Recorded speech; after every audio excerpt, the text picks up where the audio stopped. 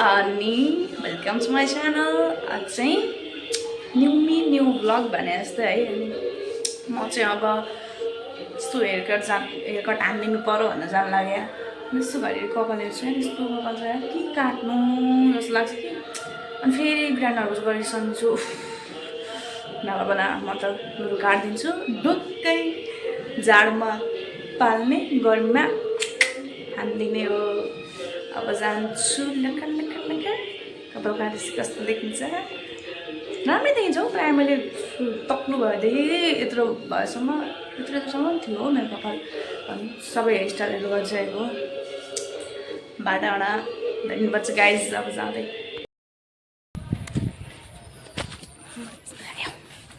म चाहिँ कपाल काट्न जाँदैछु।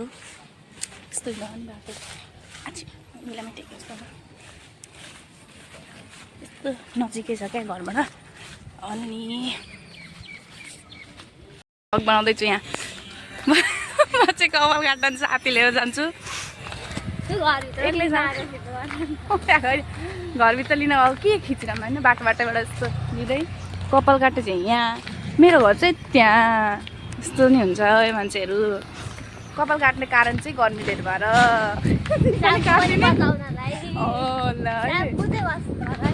अरू जेसुकै होस् पैसा जग्गा बिहान कपाल काट्छु भने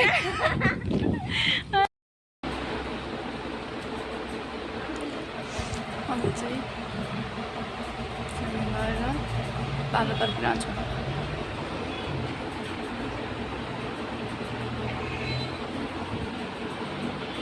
हाम्रो चाहिँ कपाल काट्ने कार्यक्रम सुरु हुँदैछ। यहाँ हुनुहुन्छ कटर। हाय भन्दिनु कटर।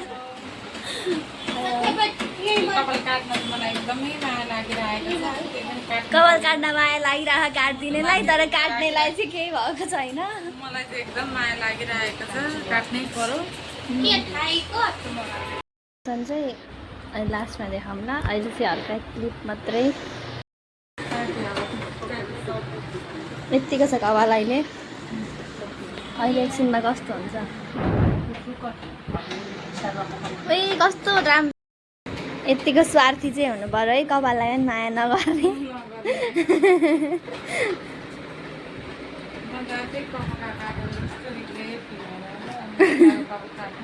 के हुँदैन कहिलेकाहीँ ट्रान्सफर्मेसन पनि राम्रो हुन्छ।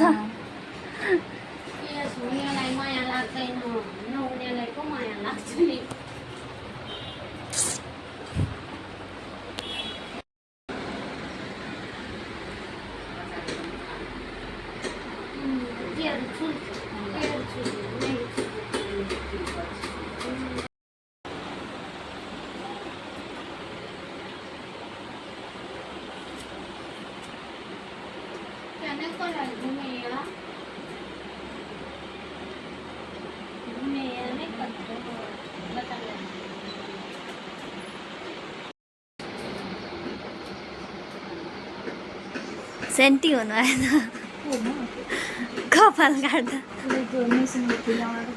राम्रो चाहिँ यस्तो छ है गाइस।